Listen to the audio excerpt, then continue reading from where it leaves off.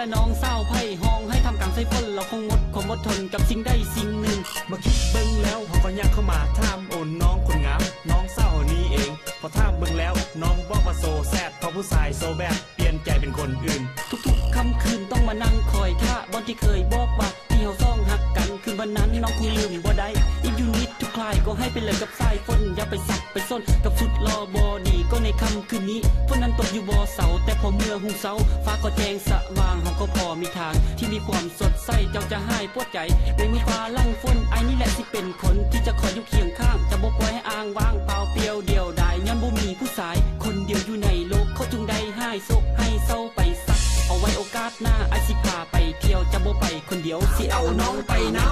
ำให้แกไปนำดูไปก็ไปพอเจ้าคอยทุ่มเทหักเจ้าเพื่อเสริมพลังหักเฮาแต่เจ้านั้นมาเปลี่ยนไป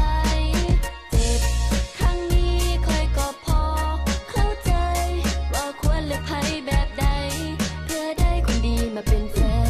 นเดือนมังกรอากาศบ่ฮ้อนดังที่คิดเพราะมันเย็นสนิทเน่าจิตเน่าใจไอสิพาน้องไปเลาะลิ้นนำซองไปกันซ่องไอ้น้องเที่ยวซ้ำจังโอ้ยนี่ฮอดฝรั่งเที่ยวลิ้นดังเพลินใจแต่พอเลี้ยวขึ้นไปแม่นมองสมป่าโอ้ยนั่นแฟนน้องเฮานี่ว่ามาพร้อมกับผู้สาวเบื้องหน้าก็เข้าหุ่นงามและเซ็กซี่ถ้าน้องเห็นเขานี้คงจะซ้ำเต็มทีบอดี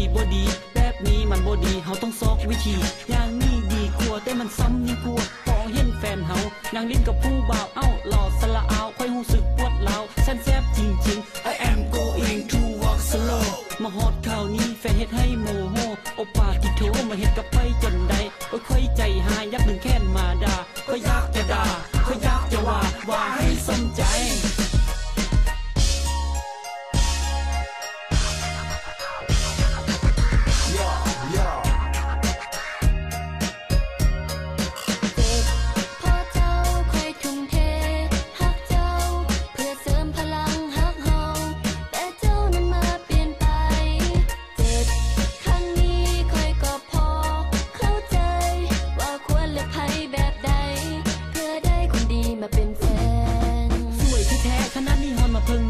ก็ยังได้เห็นพระปัจจัยบาตาโอวาสนาส่งไอ้น้องแซมเศร้าพระพุทธเจ้าหรือว่าเทวดาที่ได้ปันแต่งมาให้ฮักนี้ต้องคมคืนคนเศร้าต้องทนยืนอกหักอยู่ข้างถนนคนมีฮักก็ยิ้มคนบ่ยิ้มก็อกหักมันคือเกมคมหักพวกเขาไพ่ออกไพ่บันนี้ต้องห้องให้บันนาสมบังก็มีเพียงคมบังมีชีวิตในโลกนี้มันต้องมีจักปีที่จะกลายเป็นข้องทานลืมเรื่องหวานๆมาเริ่มต้นชีวิตใหม่แล้วจะสิภูมิใจกับชีวิตของเพิ่น